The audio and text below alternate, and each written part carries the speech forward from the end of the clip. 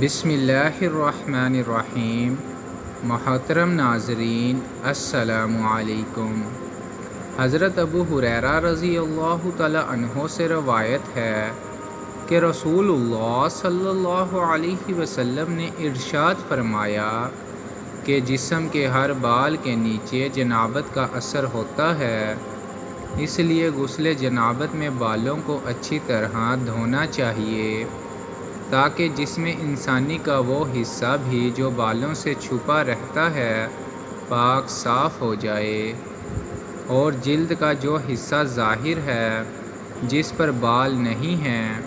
اس کی بھی اچھی طرح صفائی دھلائی کرنی چاہیے۔ حضرت علی کرم اللہ وجہہ سے روایت ہے کہ رسول اللہ صلی اللہ علیہ وسلم نے ارشاد فرمایا، جس شخص نے غسل جنابت میں ایک بال بھر بھی جگہ دھونے سے چھوڑ دی تو اس کو دوزخ کا ایسا ایسا عذاب دیا جائے گا۔ حدیث کے راوی حضرت علی رضی اللہ تعالی عنہ فرماتے ہیں کہ حضور صلی اللہ علیہ وسلم کے اس ارشاد ہی کی وجہ سے میں اپنے سر کے بالوں کا دشمن بن گیا، یعنی میں نے معمول بنا لیا کہ جب ذرا بڑھیں میں ان کا صفایا کر دیا کروں۔ ابو داؤد کی روایت کے مطابق یہ جملہ آپ صلی اللہ علیہ وسلم نے 3 دفعہ فرمایا۔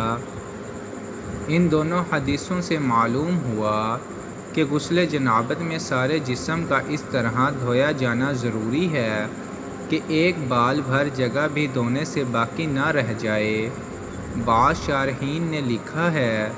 کہ غسل کی سہولت کی وجہ سے حضرت علی مرتضیٰ رضی اللہ تعالی عنہ نے سر کے بال صاف کرانے کا اپنا جو معمول بنا لیا تھا، اس سے معلوم ہوا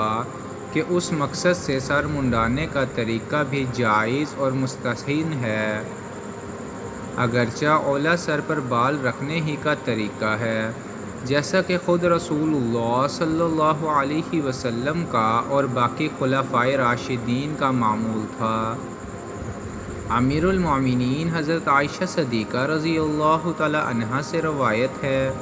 کہ رسول اللہ صلی اللہ علیہ وسلم جب غسل جنابت فرماتے تھے تو سب سے پہلے اپنے دونوں ہاتھ دھوتے تھے، پھر بائیں ہاتھ سے مقام استنجا کو دھوتے اور دائیں ہاتھ سے اس پر پانی ڈالتے تھے، پھر وضو فرماتے تھے، اسی طرح جس طرح نماز کے لیے وضو فرمایا کرتے تھے، پھر پانی لیتے تھے اور بالوں کی جڑوں میں انگلیاں ڈال کر وہاں پانی پہنچاتے تھے، یہاں تک کہ جب آپ صلی اللہ علیہ وسلم سمجھتے تھے کہ آپ نے سب میں پوری طرح پانی پہنچا لیا تو دونوں ہاتھ بھر بھر کر 3 دفعہ پانی اپنے سر کے اوپر ڈالتے تھے، اس کے بعد باقی سارے جسم پر پانی بہاتے تھے، اس کے بعد دونوں پاؤں دھوتے تھے۔ محترم ناظرین، دین کی بات پھیلانا صدقہ جاریہ ہے، ثواب کی نیت سے ویڈیو کو شیئر ضرور کیجیے۔ جزاک اللہ۔